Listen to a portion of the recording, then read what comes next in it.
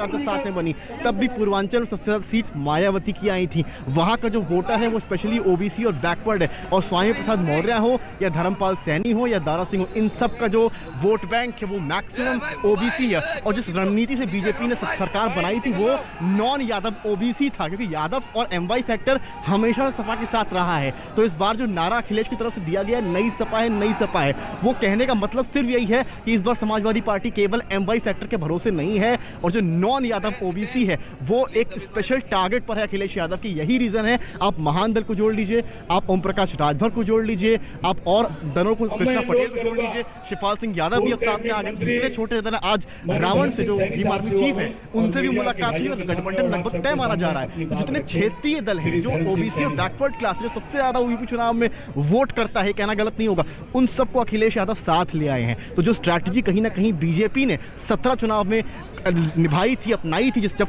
Swami Prasad Maurya BSP से BJP में गए थे, वही स्ट्रैटेजी अखिलेश यादव द्वारा अपनाई इस बार जा रही है। अब देखना यह है कि स्वामी प्रसाद मौर्य के आने से कितना वोट शिफ्ट होता है। हालांकि बीजेपी भी अभी बढ़त पे है, क्योंकि बीजेपी के पास भी कई बड़े चेहरे हैं, लगातार उनकी जनरत यात्रा निकली है। हल्का आंकना बिल्कुल भी प्रधानमंत्री नरेंद्र मोदी का उनके पास चेहरा है, सबसे बड़ी बात।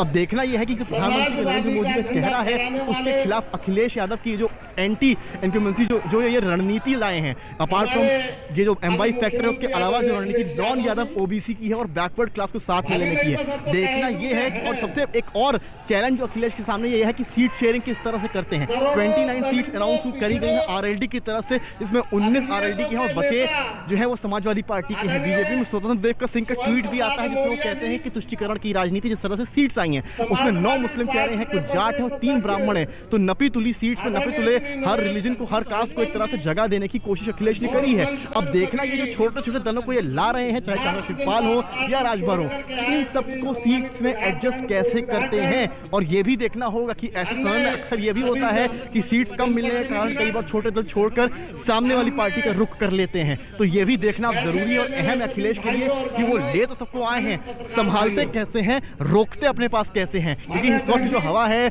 हर बड़े मंत्री का नाम आ रहा है कि ये बीजेपी में जा रहे हैं या बीजेपी से सपा में आ रहे हैं। तो इस तरह की हवा अभी तुरंत कुछ देर पहले बीएसपी के कद्दावर नेता ने जो है पार्टी छोड़ दी है। तो ये जो चीजें इस वक्त चुनाव को लेकर चल रही है उनको संभालना भी पड़ेगा। केवल क्षेत्रीय दलों को एक साथ मिलाकर यहाँ सिर्फ ये नहीं है। देखिए, राजभर के जाने से एक झटका था, उसके बाद स्वामी प्रसाद मौर्य गए, दूसरा झटका। लेकिन अभी ये, क्योंकि स्वामी प्रसाद मौर्य और जो विधायक छोड़कर गए वो सारे ये कह रहे हैं कि आप 20 तारीख तक इंतजार कीजिए, केवल एक ने हम ही नहीं है, अभी बहुत सारे इस्तीफे होंगे। तो कोशिश तो पहले बीजेपी को ये करनी होगी कि जो और झटके ना लगे, जो झटके उनसे उबरने की प्लानिंग तो बात की।